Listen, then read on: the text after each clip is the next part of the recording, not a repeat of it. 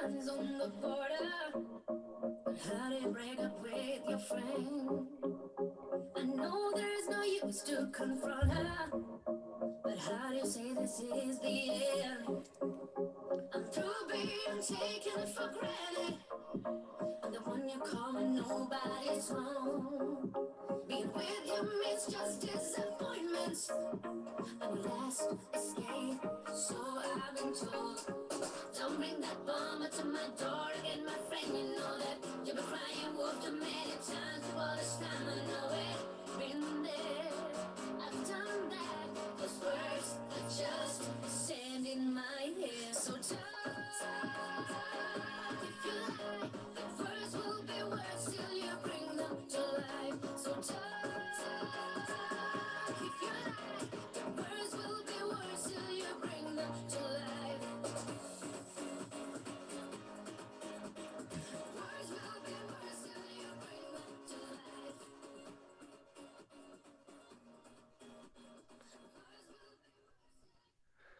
Welcome to the show. I am your host, Mike Vatter. This is Let's Catch Up with Mike. That was Talk, Talk, Talk by St. Michael featuring Anya Gold. And this is Let's Catch Up with Mike. Today's guest is Drew Edward Hunter. He is the VP of Design at Sally Dark Rides and has been for 25, we're coming up on 25 years, Sally Dark Rides. Sally Dark Rides designs dark rides or dark designs rides and themes for amusement parks. And you've probably seen a lot of their stuff at things like Legoland and Six Flags. And it's just an amazing business in downtown Jacksonville. And they've done a lot of, you can actually do tours. I've actually been on the tour of Sally Dark Rides.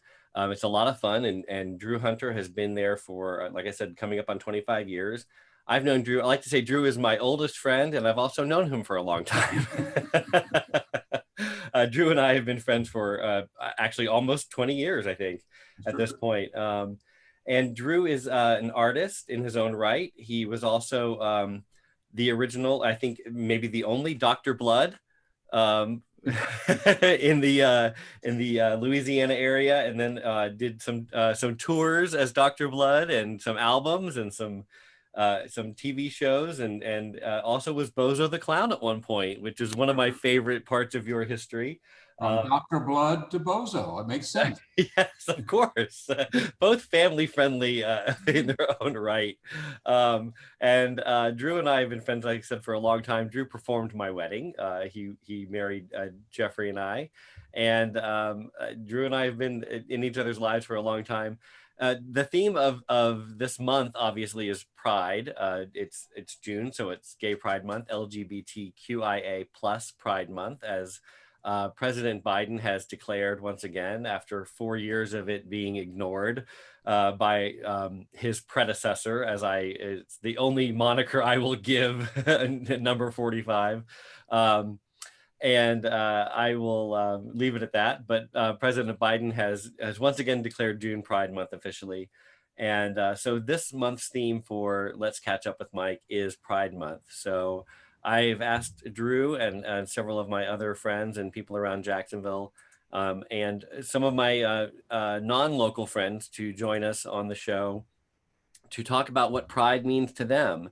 And I'm going to ask Drew of the same, to kind of talk about what is Pride to you, and what does Pride mean in your life. So kind of let's start there. What is Pride for you, Drew? What does it encompass in your life, whether it's a broad brush you want to paint with or personal? And so first, welcome to the show. Let me start with that. Welcome to the show, and thank you for being here. And we'll kind of dive right in. Good. I started to wear a wig this morning just to be different.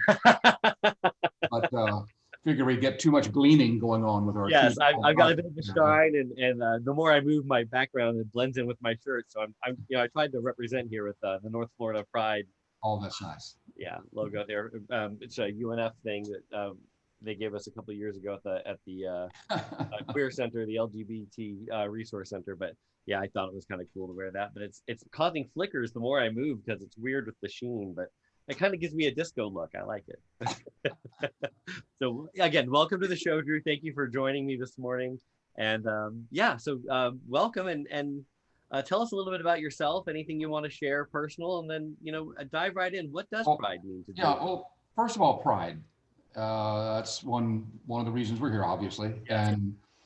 And it's pride is a very interesting thing to me because when I grew up uh, back in the 50s, 1950s, and of course through the 60s, graduated from high school in 1967, no one talked about this sort of thing ever.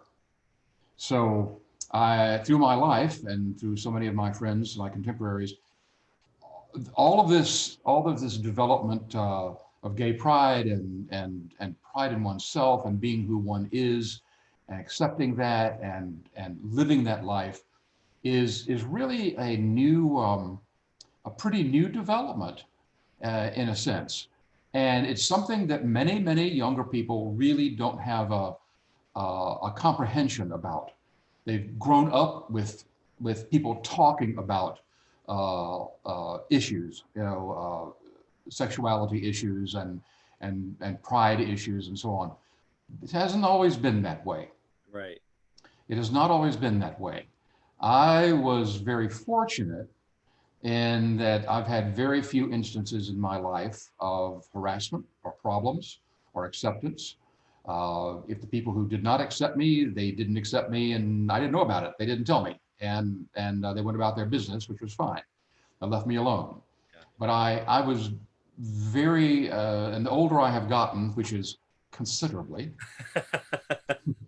And I thankfully. and yes, and I've been very pleased with I think how I have approached my life in this regard.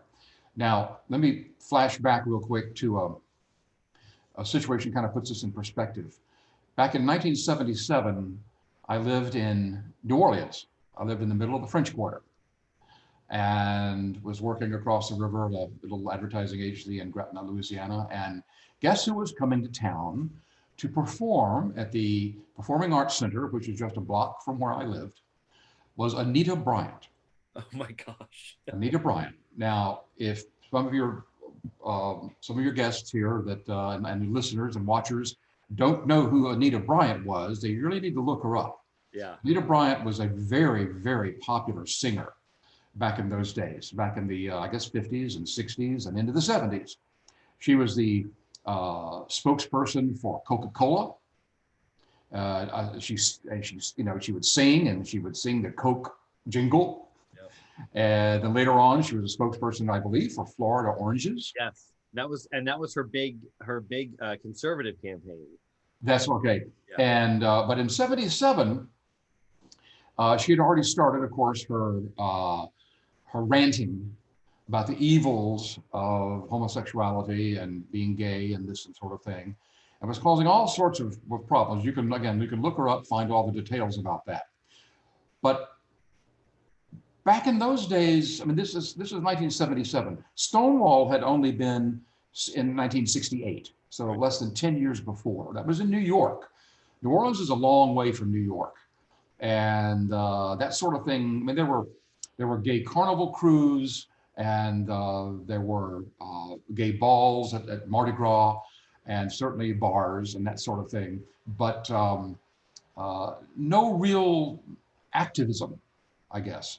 So when Anita Bryant came to town, someone organized a march, and it was my first ever march.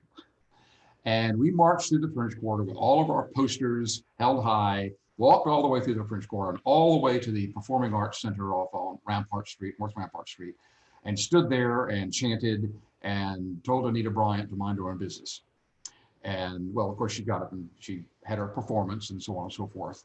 But that wasn't my first occasion with Anita Bryant, strangely enough. Who knew that many years before, in 1964, when I was at the Boy Scout Jamboree in Valley Forge, Pennsylvania, she was to perform for all the Boy Scouts, from thousands of Boy Scouts all over the world. She performed alongside President Johnson at the time giving a speech. So I had two little instances with Anita Bryant. So this is all to say that that was my first real instance of feeling like I need to be myself. Right. I need to stand up for myself. I need to join my brothers and sisters and other friends who and allies, although they were not called allies in those days, who would stand up and be proud. So the advent of pride, as we know it now, and as large as this has become, recognized on a national scale and international scale in many places around the world, is truly a phenomenon. It's truly a phenomenon. And the rainbow flags and the parades and all the hoopla that goes along with that is wonderful. But I also just want to say that it also comes down to an individual assessment of oneself. Absolutely. And that's where it really has to start. Yeah. That's where it really has to start. It has to start in here, and accepting yourself and being proud of who you are and however you are, and wearing that proudly. You don't need to throw it in people's faces necessarily, but just be yourself. That's always been my attitude. If somebody doesn't like it, well then, see ya. Yeah, absolutely. And you've always been a beacon in the local community, I should say regardless of where your local community has been, because I know you've lived kind of all over. You lived in Dallas, and you lived in different cities in Louisiana, and you've lived in Jacksonville and in several neighborhoods in Jacksonville, and you've always been seen. I'll mention you in circles, and people say, "Oh yeah, I know Drew Hunter," and in circles that I wouldn't even imagine that you would be in. And people know you from Sally, or they know you from, your partner of many, many years, the late, I've always known him as Chuck, but Charles. I mentioned, him, and then people would know you through him, through, the costumes that he did and the wonderful hats he created. And people know you through the theater community, or people know you through through your theme parks, or through your work as Dr. Blood, or as Bozo, or, as being the unofficial mayor of Springfield, or, any of the other monikers that you've held over the years. And people know you through the different kind of hats that you've worn, pun intended. And I think everybody knows you in some way, but they always see you as this kind of an icon or a beacon on a pedestal. And they always say how nice and how warm and how charming and how wonderful you are. And they always say how you are just yourself. Mm-hmm. You're never, you never code switch. You never are a chameleon. You're just who you are, where you are, unapologetically Drew Hunter. That's true, and that's just, for some reason, that's just the way I developed, and I believe owe a lot of that to my parents. Over the last year and a couple of months, I lost both parents, and they had very long, wonderful lives. My dad was 98 when he died. My mom was 95.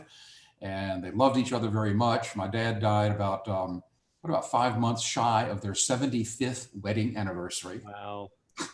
So they both passed away at home in the comfort of their own home.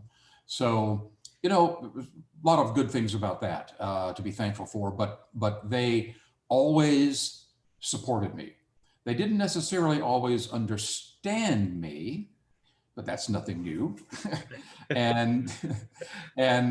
they would always support me. They said, as long as you're happy, you're our son, we want you to be happy, be yourself. Yeah. No matter how many weird things I did, which the list is that long,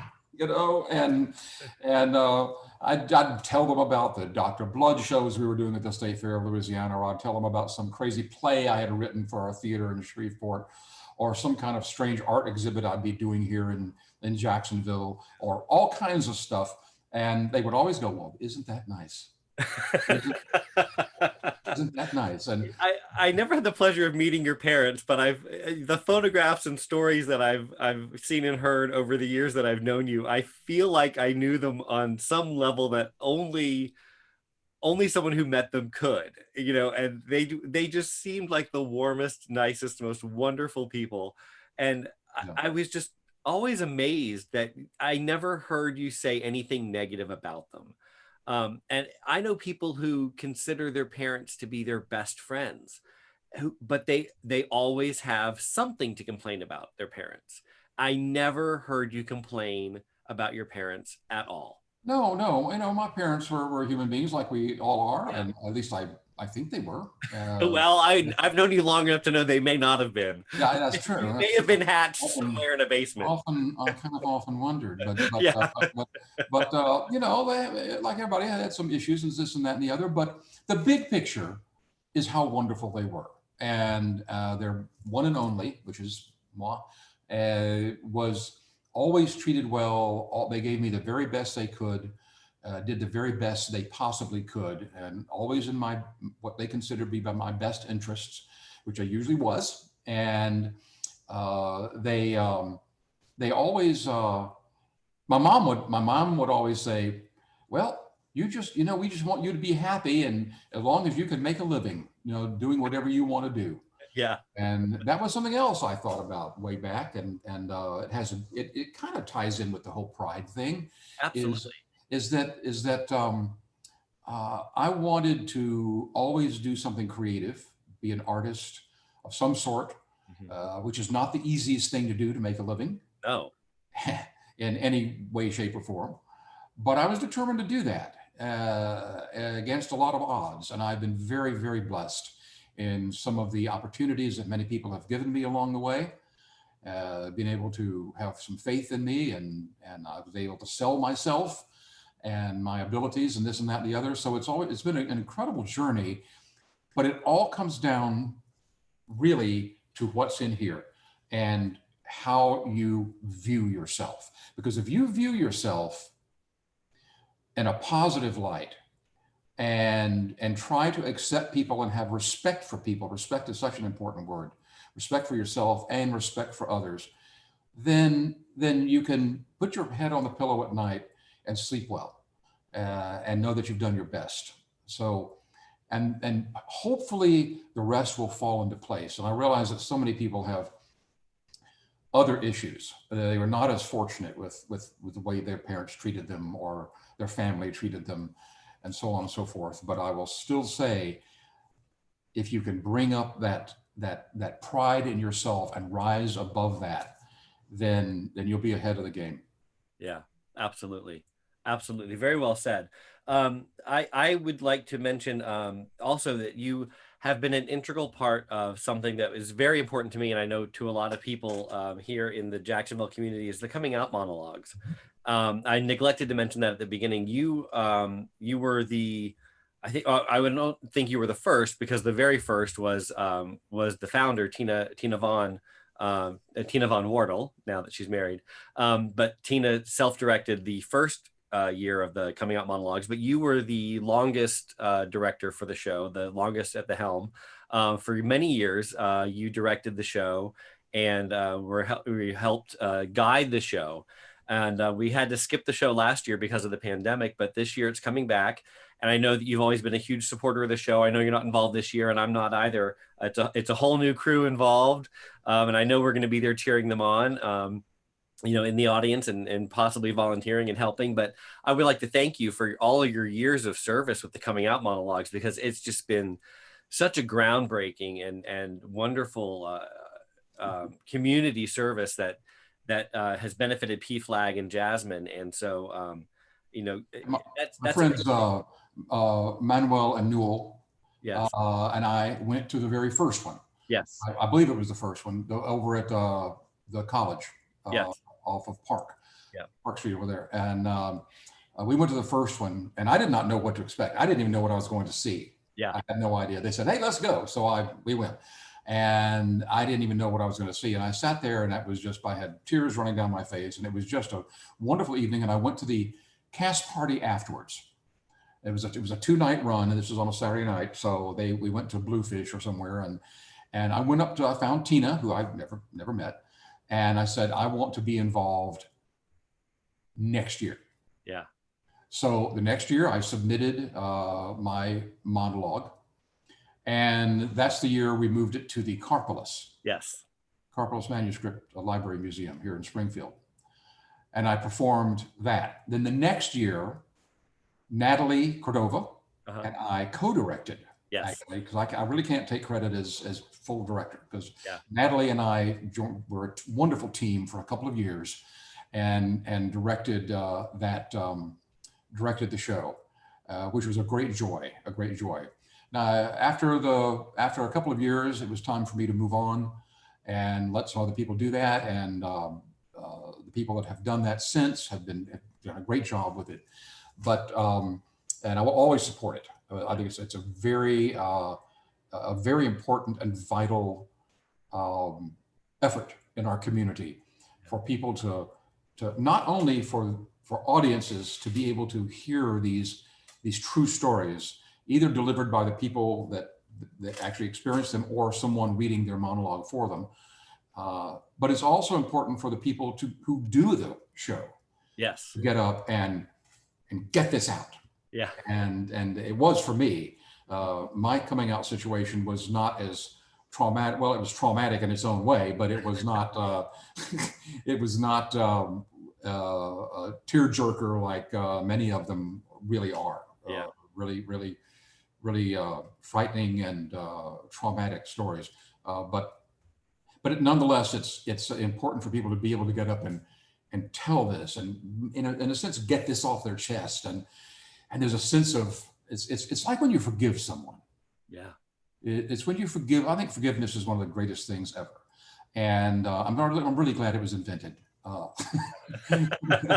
But because it's out there for anybody, and if you have a problem with somebody, and you have to deal with things all the time and deal with issues and so on. But if you have the ability to get beyond that and then just say, I forgive you, and move on, oh my goodness, talk about peace. Right. Talk about a sense of peace. Yeah. It is a wonderful thing. It's hard to do, but and in a sense that kind of ties in with pride as well, because so many people feel guilt about themselves. Yeah. Or how they're affecting their family, or how this or that or the other. Ultimately, it's you. It's your life. It's no one else's. You own it. Yeah, absolutely. And it's a beautiful thing to be able to have that sense of pride. Absolutely. You have such a wide circle of friends, and I know you well enough to know that you don't have any people in your circle that you don't want there. That's right. You have some very, very conservative friends, and you have some very, very liberal friends, obviously. And I guess the question I want to ask, it's going to be a sloppy question, so forgive it. And I'm sure you can find the question in there better than I'll ask it. How do you, because you're a very genuine person, how do you reconcile in your brain having, or how do you connect with someone who is so conservative? How do you find common ground with someone who is so opposed to your thought process or your way of life? Or like, where do you find a common ground, or do you just, hey, I like this person, it doesn't matter anything else? Or like, do you understand what I'm asking? Absolutely, I understand. I've talked about this with a number of people. Well, first of all, I will say that we all breathe air. We all go to sleep at night. We all get up in the morning. We all have concerns. We all have things we have to do. We have bills to pay. We have things to do. And we have a life to live. I can't control how anyone else thinks other than myself. So there's no point in me trying. There's no point in me trying to, if I have some very conservative friends who we are not on the same political planet. And I was going to say level, but no, planet is better. maybe even cosmos. I don't know. Yeah, But, maybe not even in the same universe. not even, we're not even, no, and but we can find something to have respect for each other. We don't have to talk about that, in other words. Right. The way I handle it, maybe does not work for everyone, and some people may disagree with this. But I don't feel that just because there's someone that I personally like, and they may have, for example, different political views than me, strongly different political views, or religious views, or whatever. There's enough other things that we can bond with and bond together with and enjoy without having to get in the middle of that and just, and so that's how I deal with it. Okay. So people I work with, there's some people that I know here in the hood, and so on, who I think are very fine and lovely people. I do not agree with them. If someone takes me to task on my beliefs and tries to make it an issue, that's another story. Yeah. I will back away. I'm not going to change their minds. The other thing, and again, all relating back to pride, is how do we present ourselves? Mm-hmm. And I believe we were talking about gay pride and such, that how we live on a day-to-day basis tells you don't have to wrap yourself in a flag necessarily, although that can certainly be fun. Right. But you don't have to. And fashionable. It's how you live your day, your life every single day, how you deal with people with respect, or in business and professionalism and so on, that is really more revealing than anything else.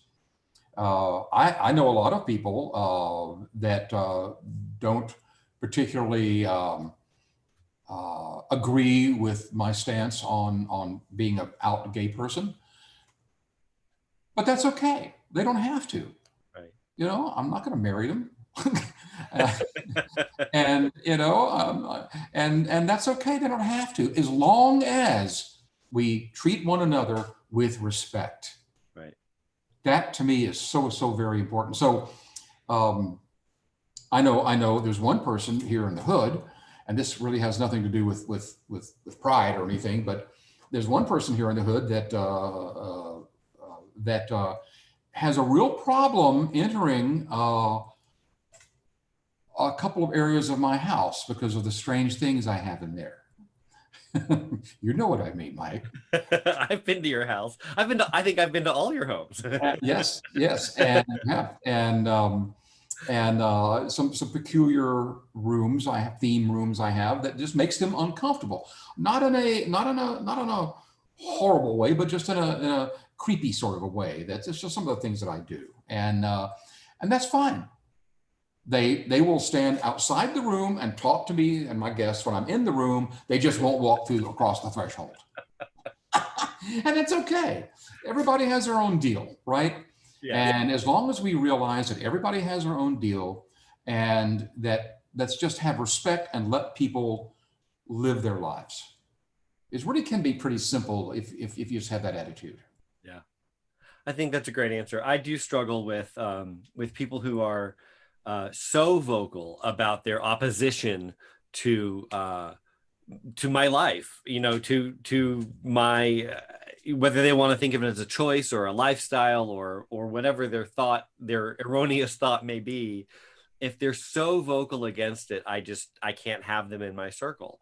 Mm-hmm. If it's a passive disagreement, maybe we can find common ground. But if it's an adamant vocalization of their displeasure, then I just don't have room for that. And well, I wouldn't either. I wouldn't either. And if someone did that, I'd just turn on my old Dr. Blood persona and scare the hell out of them. Or bring out Uzo. Yeah, bring out Uzo. Oh, Uzo. Ooh, such a lovely, poor dead zombie clown. Yes.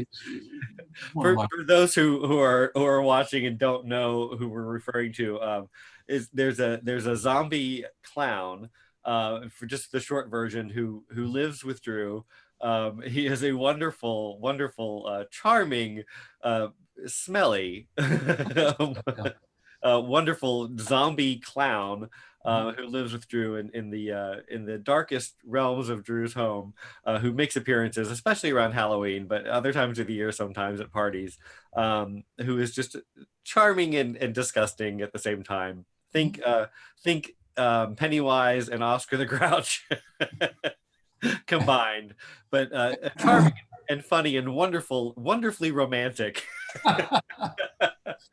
Zombie clown. Zombie clown. That's Uzo. We'll just leave it at that. His official title in the Autotopia Midway of Marvel's sideshow is Uzo, the world's most rotten clown. Yes.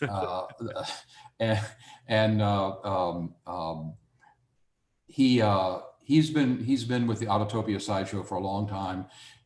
Hangs out in my cottage behind my house, and I feed him dead horse flesh so he doesn't bite my neighbors. Right. And anyone who's taken the Springfield tour of homes may have met him at some point. And speaking of which, will the Druseum be on the tour again? One of these days, I guess. Yeah. Who knows? There's nothing planned right now, and of course, it's. I had my first couple of people in the house last week in over a year. Well, yeah, because of the pandemic. Yeah. For people I did not know real well, as well as some other folks. I've had a couple of people in, but mostly it's just been me and the cats. Yes. Mostly for the whole year, and so I'm looking forward to having movie nights again. Wonderful. My movie nights. Wonderful. Over the years, you've been to many of those. I have. Those are wonderful. Always pull out some sort of strange movie. I bill my movie nights as presenting the films you'd never voluntarily watch. Right. Yes. And they're always interesting, to say the least, and some of them I've actually seen before, but you always give an interesting twist or a wonderful amount of trivia that I'm a huge movie buff, and you always bring out something that I didn't know about the films, which is you follow more of the mainstream movies, and yeah, that's true. And I don't. Yeah. Let's just say that. Yes, we bookend each other very nicely in the. Yes, exactly. It works well. Yes, and I was saying before we started filming this, I said recording this, I said we were like the before and after. It's like I always say, if someone wants to know what I'm going to look like in a few years, they just fast forward to where Drew is in the timeline, and oh look, that's what Mike's going to look like in a few years. There's Drew. There he is. So yeah. Well, I really appreciate you being on, Drew. And any closing thoughts on the world of Pride? Or I do want to say I absolutely agree with you that and we don't need to wrap this up if you have any further thoughts. But I want to say I agree with you on the thought that the current generation, it's wonderful that every generation is more open-minded and more liberal in its thinking than the previous. In general, and the idea that Pride as a movement is less necessary is great, but it makes it feel less important almost. To each generation, where they kind of forget why it started or where it started, and it wasn't just, of course this, it wasn't just Stonewall. Compton's in San Francisco, Compton's diner, where at the time they were referred to as transvestites and drag queens, and were harassed by the police on a nightly basis, and had riots and were beaten up by the police just for being in an establishment that welcomed them. But they were outside walking home, and they were arrested and beaten for loitering when they weren't. They were just walking home. Sex workers who were harassed on a nightly basis or tricked into hitting on or trying to pick up police officers happened all the time. 10, 15 years before Stonewall. So yeah, and we have to remember our trans forebearers who started the Pride movement way before Stonewall, and then at Stonewall, our trans siblings of color who started this way before. There's a huge legacy there. There's a Yeah. huge history, and it's very, very involved and very complicated. And I would urge all of your watchers to who are not familiar with this, take some time, Google some of this stuff and oh, wait a second. We have a guest. Oh, hi. Is that Fellini? It's Fellini. Hi, Fellini. Yes, Fellini. Hello. Those beautiful eyes. Mm-hmm. Hello there. Little boy. Between the two of us, we have, I think, about 1,000 cats, and growing. Yeah, he's the sweetest thing. Hello. Fellini, Fellini is a special little guy. He really is. But what I was going to say, come on, Fellini, I'm going to put you down here. Is you all take some time, do a quick survey, not survey, but a quick review of some of this, because it's really interesting how this came about. This just didn't pop up out of the blue. Yeah. This is a long legacy to this. And you know what you were talking about, Mike, reminded me of something. Yeah. That way back in the early 70s, there was a bar, a gay bar in Shreveport that was right by railroad tracks. And when the police would still raid the bars. Yeah. And they would specifically raid this bar because they knew that when they raided it, people would go out the back door. A lot of people would run out the back door. They would basically time the raids to when a freight train was coming down the tracks, past the bar. It was right there. And so this train would come by and they raid the bar. And I don't think anyone was ever run over or anything like that, but it was just, that was the kind of approach that was going on. It didn't happen real often. And I was never victimized by that, fortunately, but it happened. Yeah. And and people lived in fear, in huge fear. And that's another thing is that life is too short. You got one life. Don't live it in fear. Right. And one other thing that you mentioned about so many younger folks who listen to me, I sound like an old man. Oh, you younger folks. Get off my lawn. I'll tell you what, get off my lawn. You whippersnapper. Is sort of taking pride for granted, and maybe not considering its importance as much because everybody's okay with this now. Everybody understands. Everybody is more, okay with LGBTQ, the whole realm. Everybody's okay with that. Well, the fact is, everybody isn't okay. Right. And we're in a metropolitan area here, but there are huge numbers of people, young men, young women, trans, on and on, that are growing up in little communities all over the country that don't have the advantage of a larger metropolitan community to back them up. Yeah. And out there kind of alone. Yeah. They need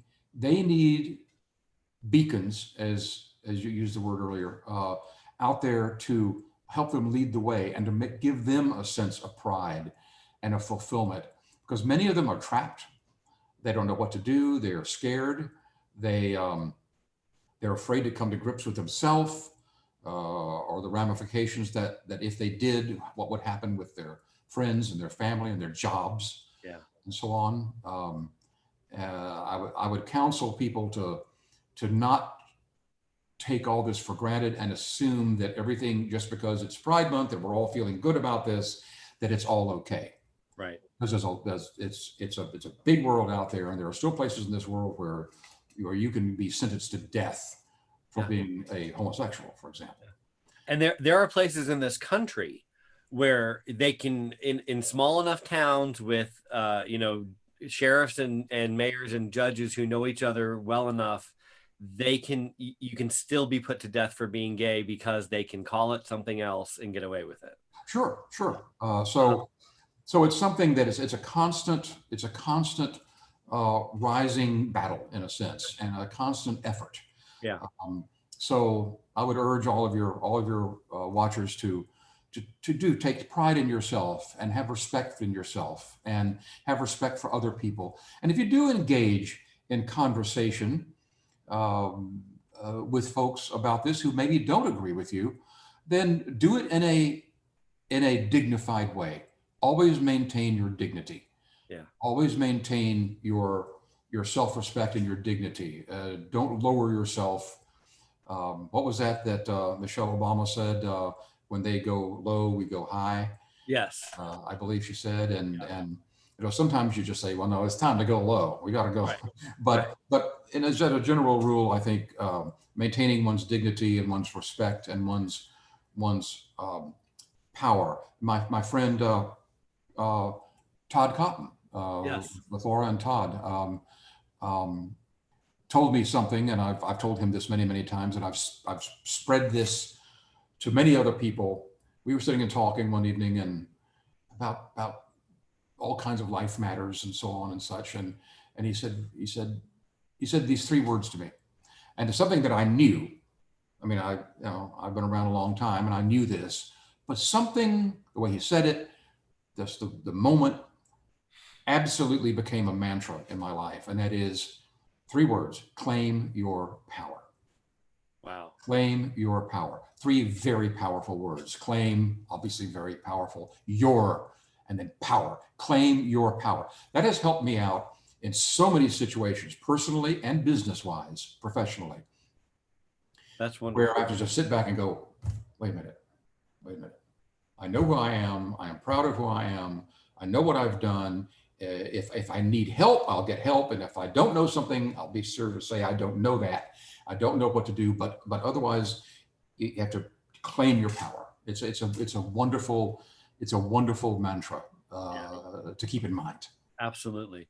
I was on TikTok the other day, and a gentleman younger than I don't know how old he was, he posted something about and I know not everyone loves everything about being, all of our symbols and all of our, the confusion as to which letter means what and everything, and the letters are always growing, and how many L's and how many Q's and how many A's and whatever, but it's all about, inclusiveness, right? And LGBTQIA plus, and how many S's and how many L's. And I want to add a good Z in there somewhere. Yeah, why not? Throw it in there. But the thing is to be inclusive, right? And he was complaining about all these colors, right? And he said, "Oh, the rainbow is so ugly." And everybody has there's the Black Pride uses rainbows, and the Rainbow Coalition uses rainbows, and little kids use rainbows, and Skittles uses rainbows. And he was like, "Why can't we use something else?" And I messaged him. I didn't even message him. I put it on his public timeline, and I said, "Every single one of these colors means something. Research it." And the rainbow flag has changed since the day it was created.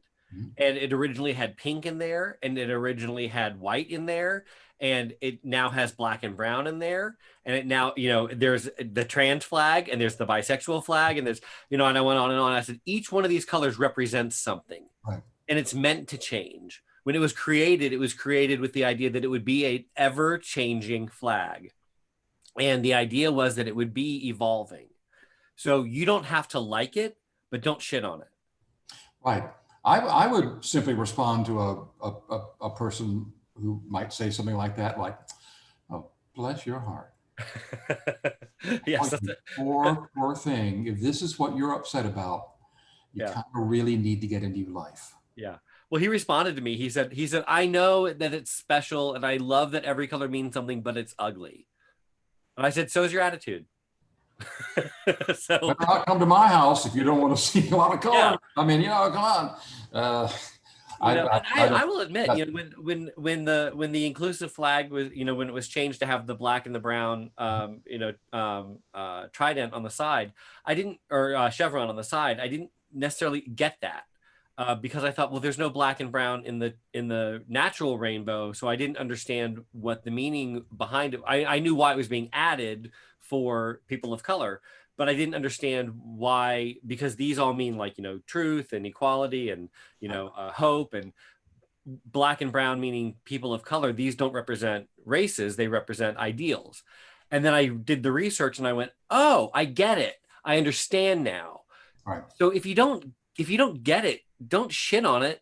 Try to understand it. Try to get it. Well, some people just want to complain about stuff, and that is and I don't know who you're talking about or anything, of course. And I don't remember who he was either. He wasn't anyone I knew.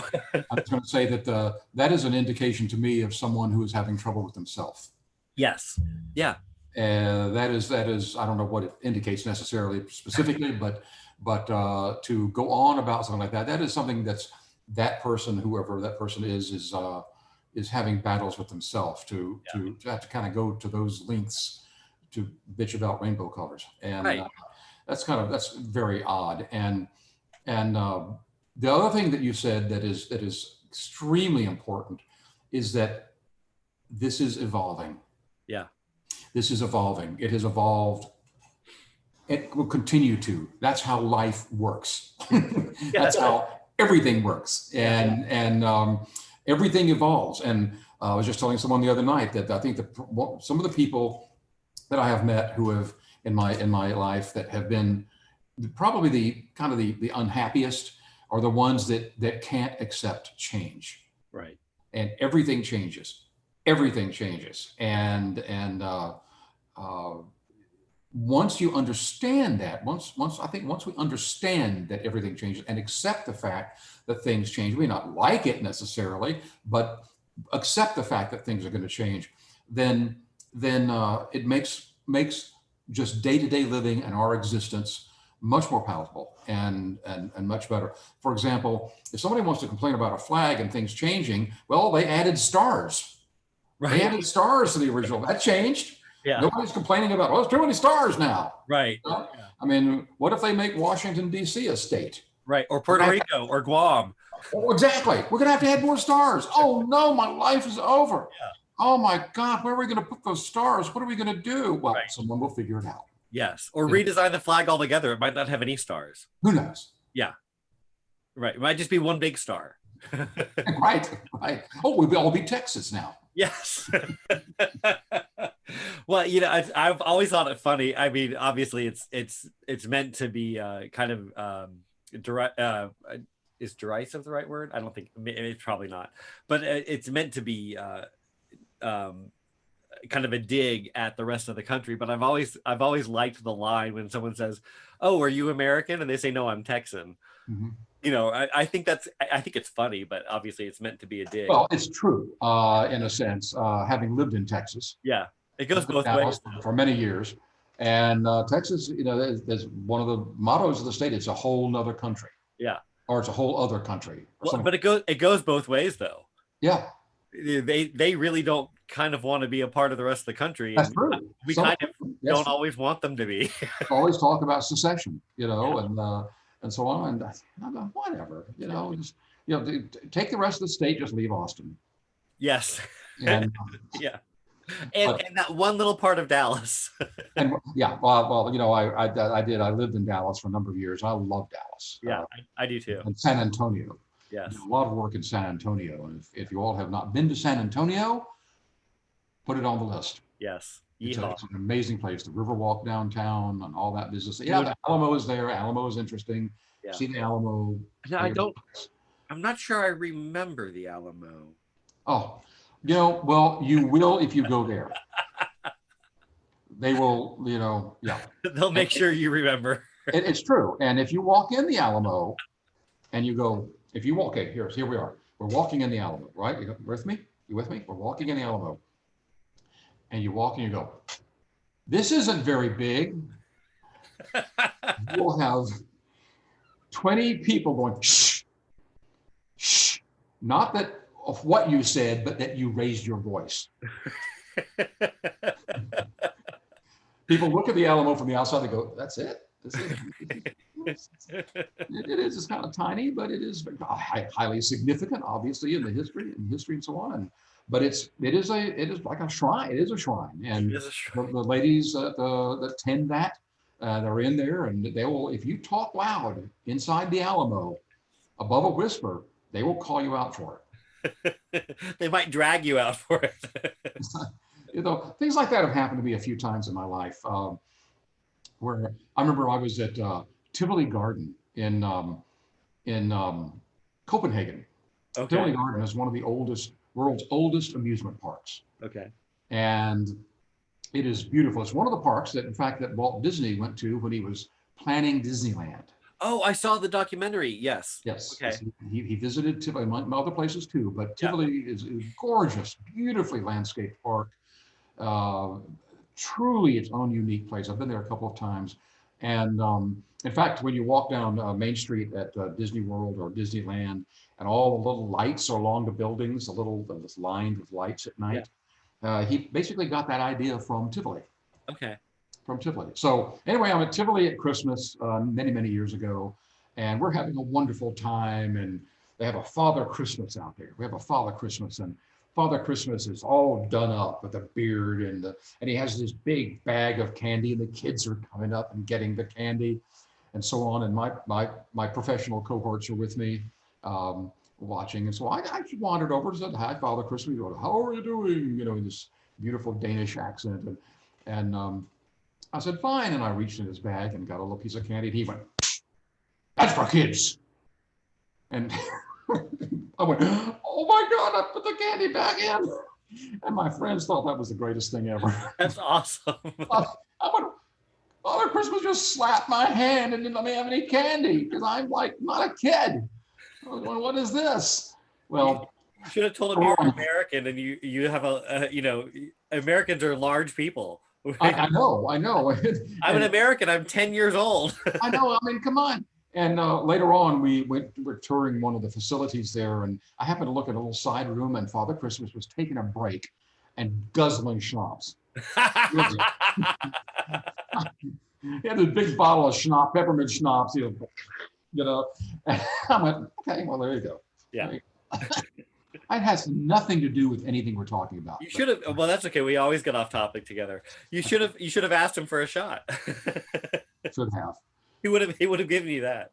We were drinking. I forget the name of it. It's a wonderful concoction that they were serving.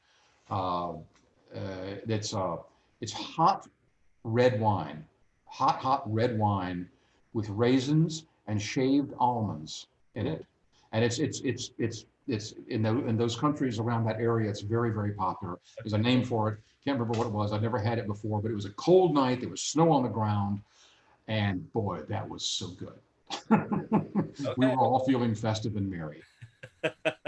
Although Mary didn't like it. No, I love you. I so appreciate you ending it back on topic for us. Exactly, right there. We have this interstate we're going down, and we get these exits, and we wind up in Yulee. Or Palatka or somewhere, I don't know how it happens. Too much peppermint schnapps and wassail. Wassail. Yes. Well, I appreciate you, Drew, so much for being on my show. And I will I'll have to end it there because I think we will end up on the Audubon somewhere drinking drinking ale and trying to find the don't drink and drive. Well, in Germany, I think they encourage it. I don't know. I'm just saying that. At least on the Audubon, because it, helps you go faster. I don't know. So thank you so much for being on the show. I'm gonna end it there. I'm gonna play our out music, and then I will talk to you on the other side. So don't go anywhere. Happy Pride, everyone. Happy Pride. Yes, thank you very much. Don't Remember, go anywhere. Respect and pride. Yes, don't go anywhere. Just 1 second.